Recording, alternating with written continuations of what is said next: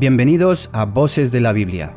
Mi nombre es Elvin y hoy quiero hacer algo un poquito diferente. Quiero hacer un estudio aprovechando el tiempo de mayor ataque espiritual que representa el Halloween. Y queremos responder con verdades bíblicas que desenmascaran las tinieblas y exaltan la luz de Cristo. Exploramos los peligros del ocultismo desde la astrología, la brujería y la adivinación, hasta prácticas modernas que parecen inofensivas, pero abren puertas al enemigo. Vamos a basarnos en la palabra de Dios y también en la enseñanza de nuestro amigo Derek Prince. Este programa te guiará a comprender las consecuencias espirituales de involucrarte en lo oculto, cómo reconocer las ataduras que afectan tu vida y tu familia, y los pasos bíblicos para recibir liberación completa y restauración, aplicaciones prácticas para tu vida diaria y cómo caminar en libertad bajo la luz de Cristo. Este estudio es una guía para cerrar puertas al enemigo, vivir en obediencia y experimentar la verdadera paz y propósito que solo Dios puede dar. Empezamos con parte 1. Que tengo como título La advertencia de Dios frente a las tinieblas. Hay advertencias en la Escritura que no buscan asustar, sino despertar. Y pocas son tan urgentes como la que Dios hace acerca del ocultismo. En un mundo que celebra la curiosidad, el entretenimiento y la aparente inocencia de las prácticas esotéricas, muchos han olvidado que detrás de cada símbolo y cada juego espiritual esconde un poder real, y ese poder no proviene de Dios. El hombre moderno, sediento de respuestas, cansado de instituciones religiosas vacías, o también de un cristianismo sin poder, busca por todas partes una conexión con lo sobrenatural. Algunos lo hacen a través de la astrología o las cartas del tarot. Otros consultan a médiums o a videntes. Algunos acuden a rituales energéticos o invocaciones espirituales, convencidos de que están entrando en contacto con la luz. Pero la Biblia no guarda silencio ante estos caminos alternativos. ¿Sabes cómo los llama? Los llama abominaciones. Dice en Deuteronomio capítulo 18 versículos 10 a 12: No sea hallado en ti quien haga pasar a su hijo o a su hija por el fuego, ni quien practique en adivinación, ni agorero, ni sortílego, ni hechicero, ni encantador, ni adivino, ni mago, ni quien consulte a los muertos, porque es abominación para con Jehová cualquiera que hace estas cosas. Estas palabras no pertenecen a una época supersticiosa. Son eternas porque describen una realidad espiritual inmutable. Existen dos fuentes de poder en el universo: Dios y Satanás. Y todo poder que no procede del Espíritu Santo procede de una forma u otra del enemigo. La advertencia no es simplemente moral, es ontológica, espiritual. Quien se acerca al ocultismo, aunque sea por curiosidad, entra en contacto con un reino de tinieblas real, un sistema de engaño que busca controlar, esclavizar y destruir. La raíz del engaño es querer saber sin depender de Dios. Desde el principio, el ser humano ha sido tentado por una misma oferta. La serpiente dijo a Eva: seréis como Dios, en Génesis 3:5. El ocultismo en todas sus formas es la continuación de aquella mentira antigua. Es el deseo de obtener conocimiento, poder o control sin someterse a la autoridad de Dios. El ocultismo es la búsqueda de poder espiritual fuera de la obediencia a Dios. Y eso es precisamente lo que caracteriza el pecado original, la independencia espiritual, el deseo de dominar sin depender. Cuando Eva tomó el fruto, no lo hizo por hambre física, sino por sed de conocimiento. Quiso saber lo que Dios no había revelado, y ese impulso sigue siendo hoy el motor de muchas personas que se sienten atraídas por lo místico, lo secreto, lo prohibido. Podemos ver cómo la astrología promete entender el destino, el tarot promete interpretar el futuro, los médiums prometen comunicarse con los muertos, el reiki promete energía sanadora, los rituales prometen protección y éxito. Y aunque las promesas son distintas, la raíz es la misma: obtener algo divino sin pasar por la cruz. Dios prohíbe lo oculto porque ama, no porque teme competir. Hay quienes piensan que Dios prohíbe el ocultismo por celos religiosos, como si tuviera miedo de perder poder. Pero la verdad es que Dios prohíbe estas prácticas por amor. Así como un padre advierte a su hijo que no meta los dedos en el fuego, el Señor advierte que jugar con las tinieblas quema el alma. El enemigo se disfraza de ángel de luz. Podemos leer en 2 Corintios 11:14. Se presenta como conocimiento, como libertad, como espiritualidad moderna, pero detrás de su rostro amable se esconde la esclavitud espiritual. Cuando una persona abre su mente a fuentes espirituales no aprobadas por Dios, no está entrando en neutralidad, está abriendo una puerta legal por la que el enemigo puede entrar. Jesús lo expresó de forma sencilla en Mateo 12:30. El que no es conmigo, contra mí es. Queridos oyentes, no hay terreno neutral. O se vive bajo el gobierno de Cristo o bajo el dominio de las tinieblas. La cultura moderna, lo oculto disfrazado de diversión. Hoy el enemigo ya no se esconde en templos de brujerías, sino en series, en videojuegos, películas y celebraciones culturales como Halloween. Halloween, por ejemplo, ha sido trivializado como una fiesta de disfraces y dulces, pero su raíz sigue siendo una celebración de la muerte y del miedo.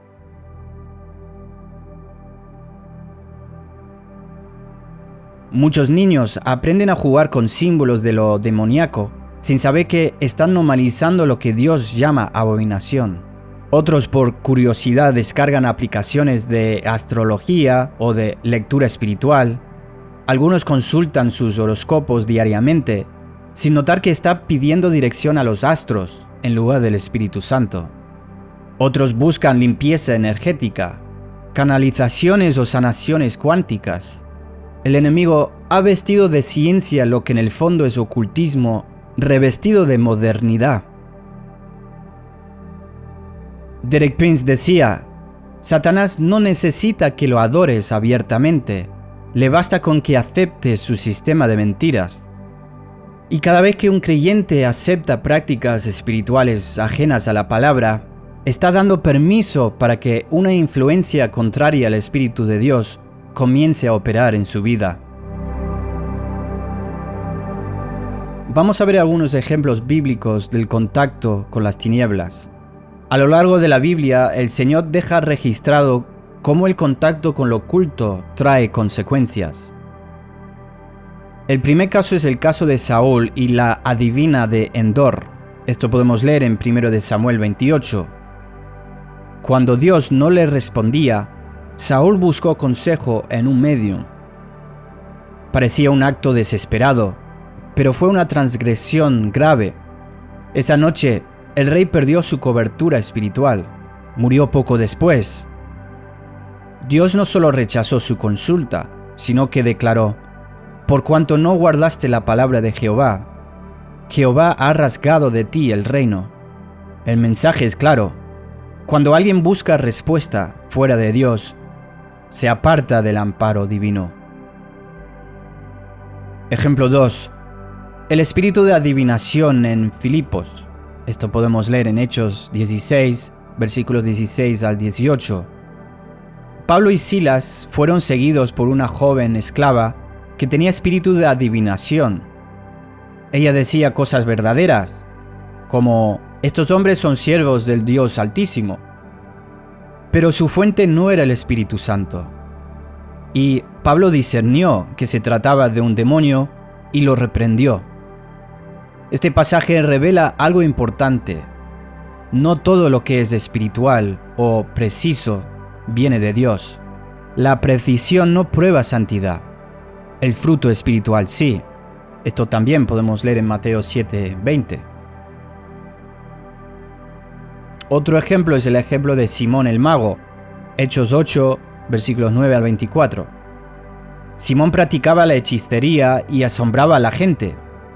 Cuando vio los milagros de los apóstoles, quiso comprar el poder del Espíritu Santo con dinero, pero Pedro le respondió con firmeza y dijo: tu dinero parezca contigo, porque has pensado que el don de Dios se obtiene con dinero. Aquí el problema no era solo económico, sino espiritual. Querer manipular el poder de Dios. Esto también es ocultismo. Cada uno de estos casos muestra un patrón: el intento humano de obtener poder, conocimiento, control, sin redención a Dios. Y el resultado inevitable: pérdida, engaño y ruina. El ocultismo como rebelión espiritual. En el fondo, el ocultismo no es solo un error moral, sino una forma de rebeldía espiritual organizada. La esencia de la hechicería es controlar, es el poder de buscar dominar sin obedecer. En la Biblia, la brujería y la adivinación aparecen junto a la idolatría, porque ambas tienen un mismo fin: reemplazar la autoridad de Dios. Por eso Samuel dijo a Saúl, en 1 Samuel 15:23, porque como pecado de adivinación es la rebelión, y como ídolos e idolatría la obstinación. Cuando el hombre rechaza depender de Dios, busca sustituir su gobierno por el suyo propio. El ocultismo es el vehículo más antiguo para esa sustitución. Bajo formas diferentes, la motivación es siempre la misma: controlar la realidad sin rendir el corazón. Pero la fe verdadera funciona en dirección opuesta: rendir el corazón para que Dios controle la realidad. Consecuencias espirituales del contacto con lo oculto. Cuando alguien participa en actividades ocultas, aun sin mala intención, ocurre algo invisible. Se establecen alianzas espirituales. Cada práctica de adivinación, cada invocación, cada amuleto representa una especie de contrato espiritual. Y el enemigo, que es legalista, aprovecha ese contrato para reclamar derechos sobre la vida, la salud o la familia de una persona. Esto se llama el terreno legal del enemigo. Una vez que alguien abre esa puerta, Satanás tiene derechos de influencia hasta que la persona rompe el acuerdo mediante la confesión y la sangre de Cristo. Las consecuencias pueden manifestarse de diversas maneras. Por ejemplo, ataduras mentales, confusión, miedo, pensamientos intrusivos, bloqueos espirituales, incapacidad para orar, para recibir palabra o experimentar la presencia de Dios. Puede venir por trastornos emocionales como la depresión, ansiedad o pesadillas repetitivas, enfermedades sin causa médica clara, crisis familiares o económicas persistentes. No todo problema se debe al ocultismo, pero muchos casos que parecen casuales tienen su raíz en puertas abiertas en el ámbito espiritual. El enemigo opera por derechos, Dios actúa por gracia. Pero la gracia no anula la necesidad de arrepentimiento. Jesús, la única puerta legítima al mundo espiritual. Vivimos en una época en la que la gente busca experiencias espirituales por todas partes. Algunos exploran el misticismo oriental, otros las drogas psicodélicas, otros las canalizaciones de energía, como hablamos antes, o el contacto con guías espirituales. Pero la Biblia es contundente. Solo hay una puerta legítima hacia el mundo espiritual, y esa puerta se llama Jesucristo. Dice en Juan 10:1, de cierto os digo, el que no entra por la puerta en el redil de las ovejas, sino que sube por otra parte, ese es ladrón y salteador. Toda experiencia espiritual que no pase por la puerta del Hijo de Dios está bajo sospecha. Jesús mismo lo afirmó, el que entra por otra puerta no es pastor, sino ladrón. Y el ladrón, añadió en el versículo 10, no viene sino para hurtar, matar y destruir. Esa es la esencia del ocultismo. Parece ofrecer poder o consuelo, pero al final roba la paz, mata la comunión y destruye el alma. Es importante saber que Dios ofrece discernimiento, pero no curiosidad. Hay una gran diferencia entre discernir y curiosear. El discernimiento es un don del Espíritu Santo para reconocer lo que es de Dios y lo que no lo es. Esto podemos leer en 1 Corintios 12:10. La curiosidad, en cambio, es el deseo carnal de saber más de lo que Dios ha revelado. Muchos justifican su interés por lo oculto diciendo que solo quieren entender, pero detrás de esa curiosidad se esconde a menudo el mismo impulso que llevó a Eva a mirar el fruto prohibido. La verdadera sabiduría no consiste en saberlo todo, sino en temer al Señor. Dice en Proverbios 9:10, el principio de la sabiduría es el temor de Jehová. El que teme a Dios no busca conocimiento oculto, sino obediencia revelada. Por eso, el creyente maduro aprende a decir, no necesito saberlo todo, me basta con conocer a aquel que sabe todas las cosas. El llamado urgente a cerrar las puertas. Cada Halloween, cada programa esotérico en televisión, cada red social que promueve rituales o brujería, amplifica la voz de un sistema espiritual que busca normalizar el contacto con las tinieblas. El enemigo no necesita que la gente adore abiertamente a Satanás, como hemos dicho antes. Le basta con que se burlen de lo sagrado, con que consideren la oscuridad un juego. Pero Dios sigue hablando con la misma seriedad. Dice en Romanos 12:2, no os conforméis a este siglo, sino transformaos por medio de la renovación de vuestro entendimiento. Cerrar las puertas al ocultismo no es fanatismo, es obediencia. Y cada creyente debe revisar su vida. ¿Hay objetos, hábitos, músicas o amistades que abren brechas espirituales? El Espíritu Santo no revela esto para condenar, sino para liberar. Porque todo lo que se confiesa se rompe, todo lo que se esconde permanece atado. Vamos a empezar con parte 2, y como título, ¿cómo opera el ocultismo, la estrategia invisible del enemigo? El reino de las tinieblas no se impone con violencia al principio, se infiltra con sutileza. La serpiente en el Edén no gritó, no amenazó, no atacó físicamente, susurró. El ocultismo opera del mismo modo. Comienza con una voz suave, una curiosidad, una emoción de poder, una aparente sabiduría. Es la estrategia de las tinieblas, convencer antes de poseer, atraer antes de dominar. El apóstol Pablo lo explica con claridad en 2 Corintios, capítulo 10, versículos 4 al 5. Porque las almas de nuestra milicia no son carnales, sino poderosas en Dios para la destrucción de fortalezas, derribando argumentos y toda altivez que se levanta contra el conocimiento de Dios, y llevando cautivo todo pensamiento a la obediencia a Cristo. Observa esa palabra argumentos. El enemigo no comienza con demonios visibles, sino con ideas. Cada práctica del ocultismo comienza con una mentira envuelta en lógica, y esa es su primera trampa. persuadir la mente para abrir la puerta del alma. Vamos a ver las 3 etapas del engaño espiritual. El proceso de opresión demoníaca está en 3 etapas, que también reflejan cómo el ocultismo actúa. Proceso número 1. Engaño. El enemigo convence a las personas de que algo no tiene nada de malo. Puede ser un horóscopo por diversión, un amuleto por protección o un ritual por curiosidad. El engaño apela a la mente y a la emoción, no a la voluntad. Proceso número 2. Influencia. Una vez abierta la puerta, el enemigo empieza a influir.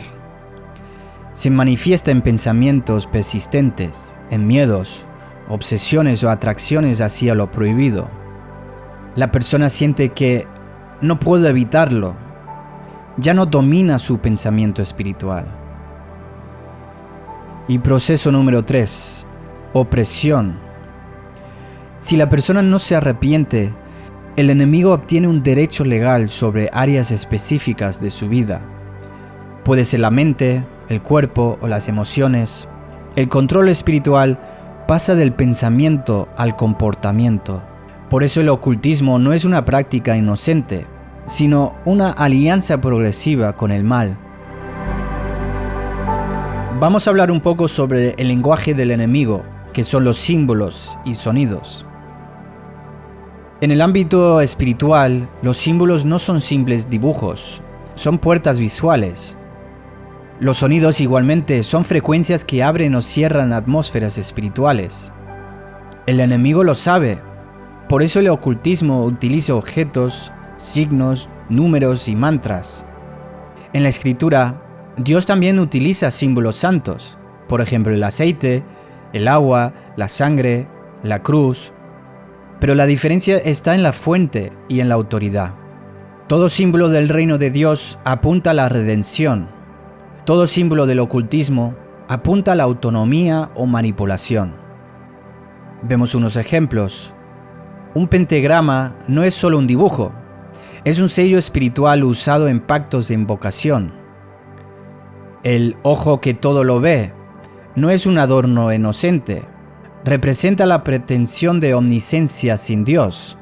Y esto podemos ver en muchos músicos en nuestros tiempos que usan ese símbolo en sus canciones. Un amuleto o piedra energética no atrae energía positiva, crea dependencia de un poder ajeno al Espíritu Santo. Y lo mismo ocurre con ciertos sonidos o cánticos. El canto es una herramienta espiritual.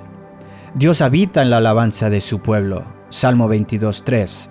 Pero el enemigo habita en el ruido de la rebelión. Mucha música actual invoca oscuridad, quizás sin mencionarlo abiertamente, pero también otros sí. El ritmo, las palabras y la intención abren portales espirituales. Dice Mateo 12:37, porque por tus palabras serás justificado, y por tus palabras serás condenado. Cada palabra cantada tiene poder. Por eso el pueblo de Dios debe cuidar lo que oye y lo que repite. El disfraz de la energía y el despertar espiritual. Una de las formas más populares del ocultismo moderno es el espiritualismo sin Cristo. Se habla de energías, vibraciones, alineaciones, universo, manifestaciones, ángeles de luz, guías espirituales. Todo suena inofensivo, incluso positivo. Pero detrás de estas expresiones hay una misma realidad: la sustitución del Espíritu Santo por una energía impersonal. El enemigo ha cambiado su lenguaje.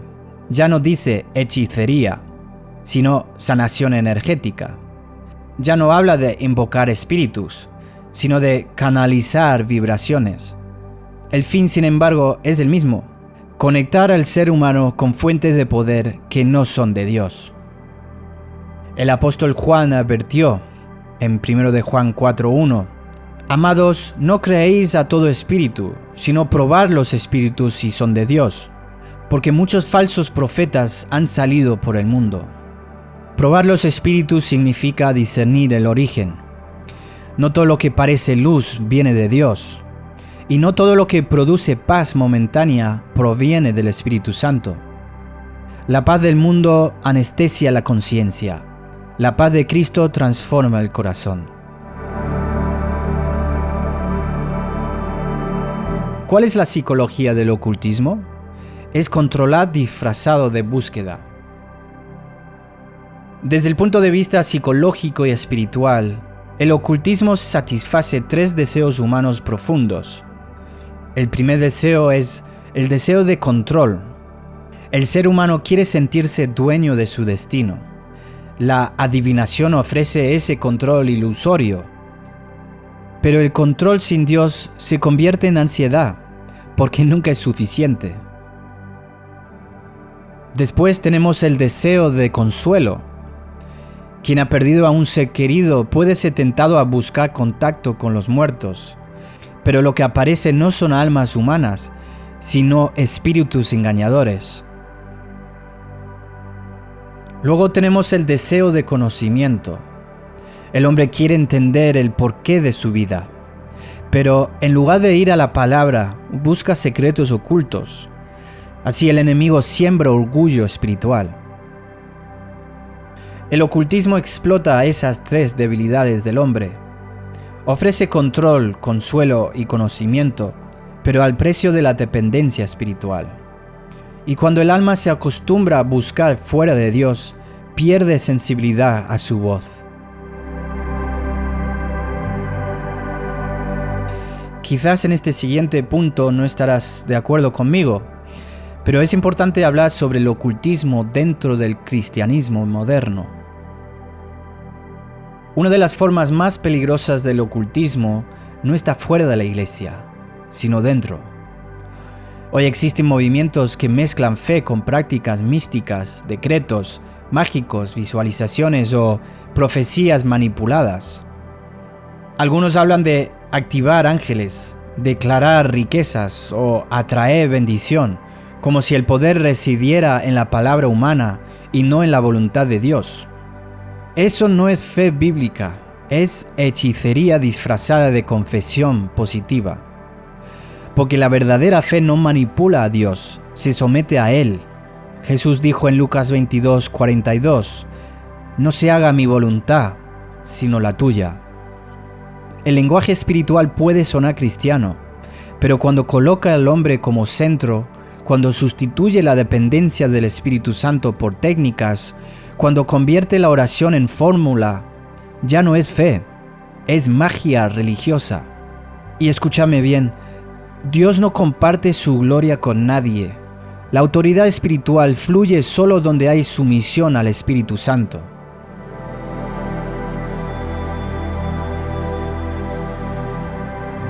Cuando alguien toca lo oculto, algo se adhiere.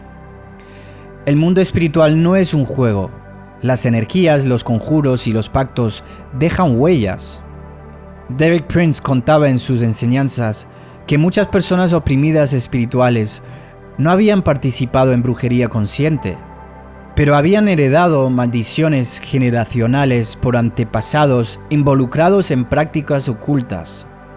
Éxodo 25 dice: visitando la maldad de los padres sobre los hijos hasta la 3ª y 4ª generación de los que me aborrecen. Esto no significa que un creyente esté condenado, sino que necesita romper legalmente esas alianzas por medio de la confesión y la autoridad de Cristo. El enemigo reclama lo que no ha sido entregado al Señor. Por eso, el arrepentimiento no es solo emocional, sino jurídico en el mundo espiritual. Cancela los derechos del enemigo. ¿Cómo el enemigo construye fortalezas?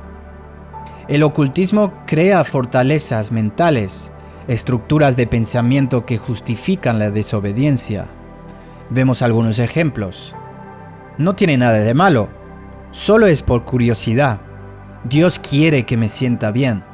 Es solo una tradición cultural. Cada una de estas frases es un ladrillo en la muralla del autoengaño. Pero la palabra de Dios es martillo que quebranta la roca. Jeremías 23:29. Cuando la verdad entra, la mentira pierde su poder. Por eso, la liberación comienza en la mente. Cuando alguien reconoce que lo que practicaba era contrario a Dios, la fortaleza se derrumba. Después viene el arrepentimiento y la confesión, y finalmente la restauración del alma. El miedo como arma del ocultismo. Uno de los efectos más comunes después del contacto con lo oculto es el miedo espiritual. Por ejemplo, pesadillas, visiones, sensaciones de ser observado, temor a la oscuridad o ataques nocturnos. Estos síntomas no son imaginarios, son señales de una atmósfera espiritual contaminada. Pero ¿qué promesa tenemos en 2 Timoteo 1:7? Pero Dios no nos ha dado espíritu de temor, sino de poder, amor y dominio propio. El miedo es la fe del enemigo, creer en su poder más que la autoridad de Cristo. El creyente debe reemplazar el miedo por fe, la ansiedad por adoración. Cada vez que alguien confiesa el nombre de Jesús y proclama su sangre, la atmósfera cambia. Porque las tinieblas no resisten la presencia del Cordero.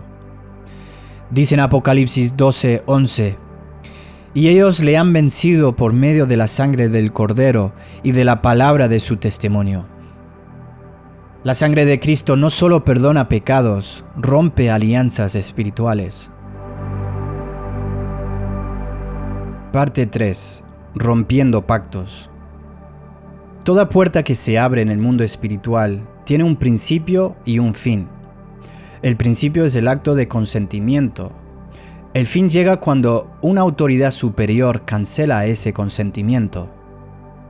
En el reino de Dios no hay maldición que la sangre de Cristo no pueda romper, ni pacto que su poder no pueda anular. Pero la liberación no ocurre por emociones ni por fórmulas. Comienza con luz, verdad y redención. El enemigo prospera en la oscuridad, pero cuando la verdad entra, la mentira pierde su territorio. Jesús dijo en Juan 8:32, y conoceréis la verdad, y la verdad os hará libres. No dijo sentiréis algo, sino conoceréis. El conocimiento espiritual, la revelación de la verdad, es la llave que destruye las prisiones del alma. Vamos a conocer los pasos. 1. Identificar las puertas abiertas. Antes de romper una cadena, hay que saber dónde está atada, y el ocultismo deja huellas. A veces no son visibles, pero se manifiestan en síntomas espirituales. Por ejemplo, pesadillas constantes o ataques de miedo inexplicables, pesadez al orar o leer la Biblia, atracción hacia lo prohibido o rechazo hacia lo santo, enfermedades sin causa médica clara, rupturas repetitivas, conflictos familiares o estancamiento espiritual persistente. Recordar, no todo problema tiene raíz demoníaca, pero todo problema espiritual debe ser discernido a la luz de la palabra. El Espíritu Santo no condena, revela. Él muestra no para avergonzar, sino para liberar. Lucas 12:2 dice, porque nada hay encubierto que no haya de ser manifestado, ni oculto que no haya de saberse. El primer paso hacia la libertad es permitir que la luz de Dios alumbre lo escondido. Paso 2. Reconocer el pecado y renunciar a él. Dios no libera a quien se justifica, sino a quien se humilla. El segundo paso es reconocer que cualquier forma de contacto con lo oculto es una ofensa al Espíritu Santo. No importa si fue por curiosidad, por tradición, por miedo o ignorancia. El reino de las tinieblas se alimenta de la negación del pecado, pero pierde todo derecho cuando alguien lo confiesa y lo renuncia. En Proverbios 28:13 nos da la promesa: el que encubre sus pecados no prosperará, mas el que los confiesa y se aparta alcanzará misericordia. Renunciar implica dar la espalda espiritual a esas prácticas. Es más que decir lo siento. Es romper un pacto y cambiar de señorío. Por eso en muchos ministerios de liberación, los siervos de Dios guían a las personas a confesar en voz alta. Por ejemplo, se podrá confesar así: renuncio a toda práctica de ocultismo, hechicería, espiritismo, adivinación, superstición o cualquier alianza con las tinieblas. Confieso que solo Jesucristo es mi Señor y Salvador. Su sangre me limpia y me cubre completamente. En su nombre cancelo toda maldición heredada o adquirida. Estas palabras, cuando se dicen desde el corazón, tienen efecto real en el mundo espiritual, porque el enemigo no obedece emociones, sino autoridad. Paso 3. Destruir los objetos y símbolos de las tinieblas. En el libro de Hechos, cuando el Evangelio llegó a Éfeso, una ciudad llena de prácticas ocultas, la gente entendió que debía romper físicamente sus vínculos con el mal. Hechos 19:19 dice: y muchos de los que habían practicado la magia trajeron los libros y los quemaron delante de todos. Y hecha la cuenta de su precio, hallaron que era 50,000 piezas de plata. No bastaba con dejar de usarlos, había que destruirlos. Los objetos relacionados con prácticas ocultas, amuletos, talismanes, cartas, libros de magia, figuras esotéricas, piedras energéticas o incluso música y películas que glorifican la oscuridad, son puntos de contacto espiritual. Mientras existan en el hogar, mantiene una atmósfera contraria al Espíritu Santo. La obediencia a Dios exige limpiar el terreno. Cuando se destruyen esas cosas, algo se rompe también en el mundo invisible. El alma respira de nuevo y la presencia de Dios encuentra un espacio puro donde habitar.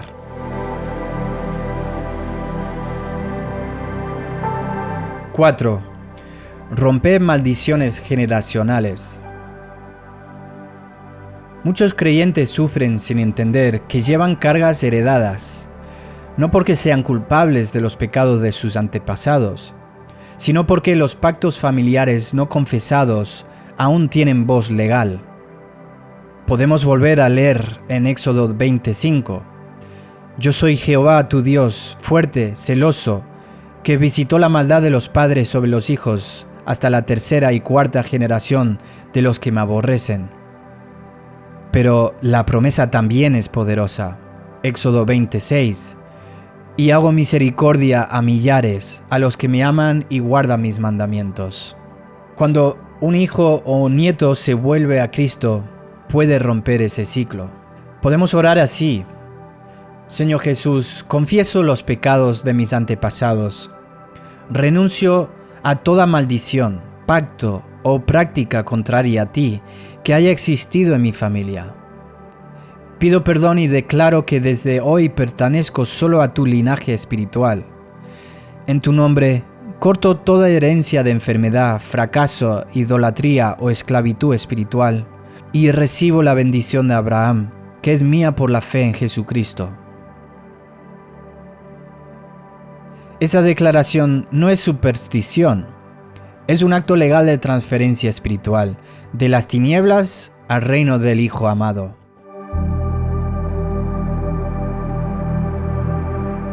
Proclamar la victoria de Cristo. Una vez rotos los pactos, hay que afirmar la nueva identidad.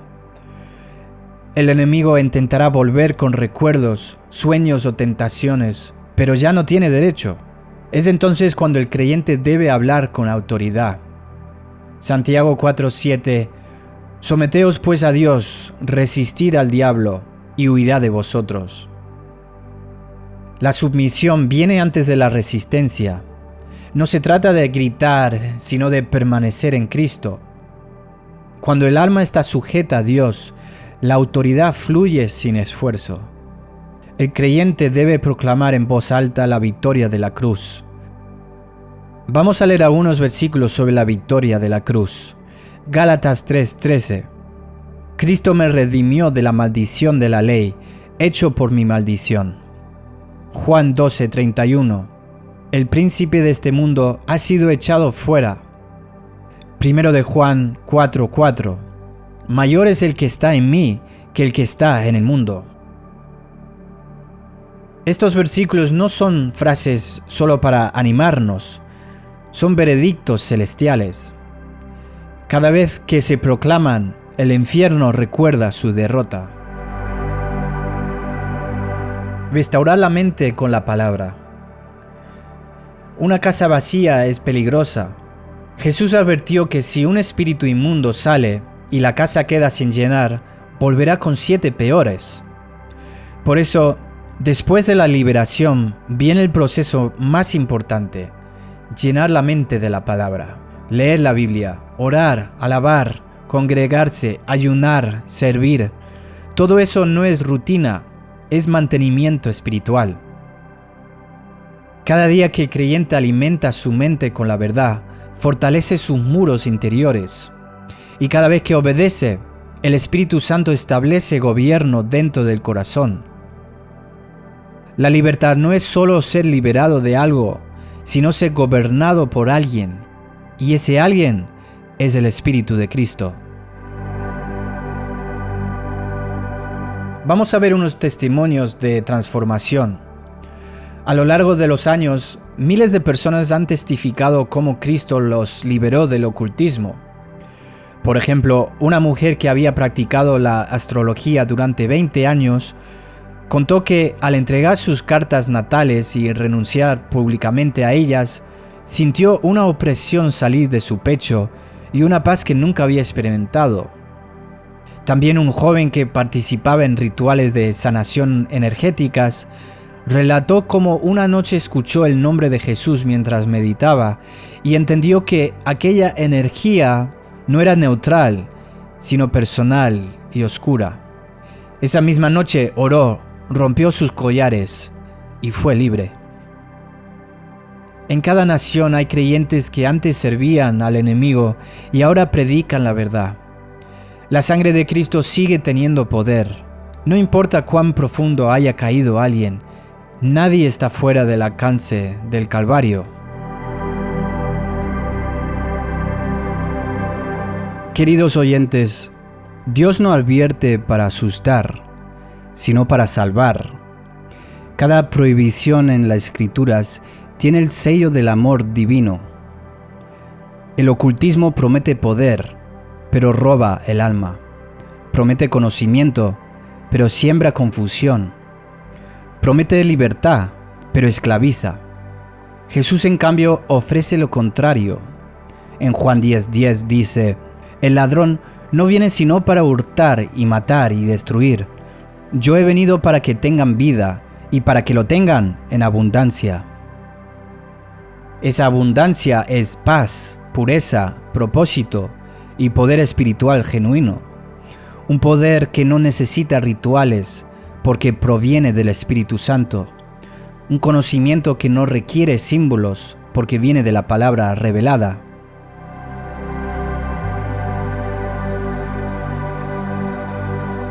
Al concluir esta enseñanza, llega quizás el momento más importante: la entrega total a Cristo. Porque no basta con conocer la verdad, hay que abrazarla con todo el corazón. Así que si mientras escuchabas este mensaje, sentiste el deseo de romper con cualquier vínculo del pasado, esta oración es para ti. Cierra tus ojos y desde lo profundo de tu alma repite: Señor Jesús, reconozco que tú eres el único Dios verdadero, el Hijo del Dios Altísimo, el Salvador del mundo. Confieso que he buscado ayuda en lugares equivocados y que algunas veces participé en prácticas que no te agradan. Hoy me arrepiento con todo mi corazón. Renuncio a toda forma de ocultismo, brujería, adivinación, superstición o idolatría. Renuncio a toda maldición que haya venido por mis palabras o acciones y declaro que solo tú eres mi Señor. Lávame con tu sangre preciosa. Limpia mi mente, mi cuerpo y mi espíritu. Te entrego todo área de mi vida y te pido que llenes cada espacio con tu Espíritu Santo. Rompe toda cadena, toda atadura y hazme libre completamente. Te consagro mi hogar, mi familia y mi futuro. Que tu luz habite en mí y que nunca más las tinieblas tenga poder sobre mi vida. En el nombre de Jesús. Amén. Cuando alguien ora así con sinceridad, el cielo responde. Dios no solo perdona, recrea. Desde ese momento comienza una nueva historia, ya no guiada por las sombras, sino por la luz eterna. La Biblia promete en 2 Corintios 5:17, de modo que si alguno está en Cristo, nueva criatura es. Las cosas viejas pasaron, y aquí todas son hechas nuevas. Esa es la victoria final. No solo ser liberado de las tinieblas, sino convertirse en instrumento de luz. El enemigo quiso destruirte, pero Dios te levanta para que seas testimonio vivo de su poder. Que Dios os bendiga.